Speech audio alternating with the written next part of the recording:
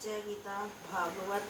शंकर जी से बचने के लिए एक वृक्ष से दूसरे वृक्ष की आड़ में छिपने लगी और शंकर जी की विफलता पर हंसने लगी थी।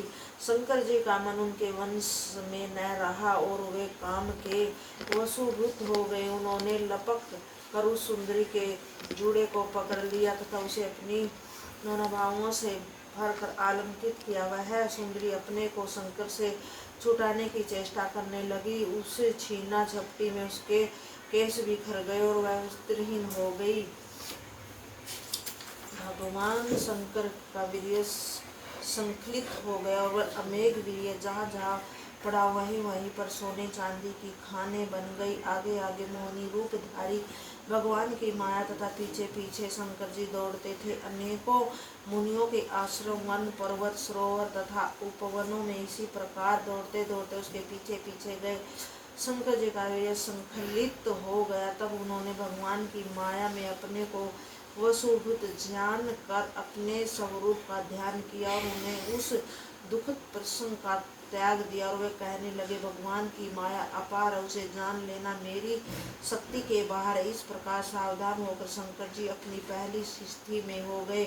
उसी क्षण भगवान नारायण पुरुष शरीर धारण करके प्रकट हुए। हंसते हंसते बोले कि हे शंकर जी, मुझे प्रसन्नता है कि आप मेरी स्त्री रूपी माया से मोहित होकर फिर अपनी पहली स्थिति में आ गए। मेरी अपार माया जब अपना रूप रचती है तब बड़े बड़े जितेंद्रिय पुरुष भी उससे छुटकारा नहीं पा सकते। केवल आप ही ऐसे हैं जो मेरी माया में फंसकर फिर उससे निकल सके। किंतु अब आपको मेरी यह माया नहीं सताएगी। मैं ही काल स्वरूप से सृष्टि में यह क्षोभ उत्पन्न करता हूँ, इसलिए अब मेरी इच्छा के बिना मेरे भक्तों को यह कामदेव नहीं सताएगा। श्री सुखदेव जी बोले, हे राजा परीक्षित, भगवान विष्णु से इस प्रकार सत्कार पाकर शंकर जी प्रसन्न चित्त पार्वती जी के साथ कैलाश पर चले गए। उन्होंने इस प्रसंग को बड़े आनंद के साथ बड़े बड़े ऋषि, महर्षि तथा सती जी को सुनाया। हे परीक्षित, मैंने तुम्हें भगवान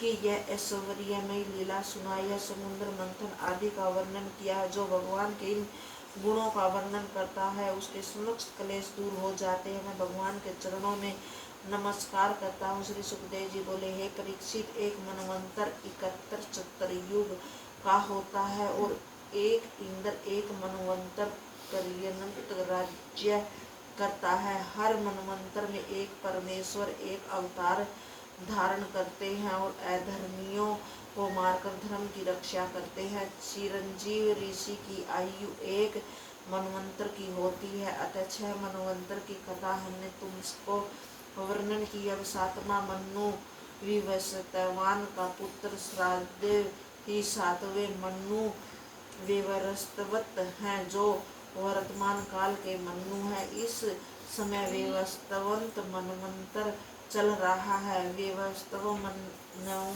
ने इच्छा, अक्षु, नभक, दृष्ट, श्रियति, नरियंत, नाभाग, दृष्ट, करुष्ट, प्रश्न तथा वसु नाम यह 10 पुत्र थे। इस मनवंतर में आदित्य, वसु, रुद्र, विश्वदेव, मरुदंग, अश्विनी कुमार तथा ऋषभ ये प्रधान देवगण हैं। इनका पुरंदर नामक इंद्र है। कश्यप, अत्रि, वशिष्ठ, विश्वामित्र, गौतम, जमदग्नि, भरद्वाज सप्त ऋषि हैं। इसी मनवंतर में कश्यप जी भी भार्या अदिति के गर्भ से वामन भगवान ने अवतार लिया था। हे परीक्षित, सूर्य भगवान को 2 पत्नियां थी, संज्ञा तथा छाया। उनकी तीसरी पत्नी का नाम था वड़वा था। संज्ञा के 3 पुत्र थे, यम, यमी तथा श्राद्धदेव थे। छाया का सार्वनिक, शनिचर तथा तपति नाम की कन्या थी, जो श्रवण की पत्नी हुई। संज्ञा ने ही बड़वा का रूप धारण करके अश्विनी कुमार को उत्पन्न किया था। हे राजन, 8वें मनवंतर में छाया के पुत्र सारणी मनु होंगे। उनके पुत्र निमान, वीरसजक आदि होंगे। सुतपवा, विरजा तथा अमृत प्रभु ये मुख्य देवगण होंगे। विरोचन पुत्र बलि, देवताओं के इंद्र होंगे। विष्णु भगवान ने इसी राजा बलि से 3 पग भूमि मांगकर तीनों लोकों को ले लिया था। जय गीता भागवत।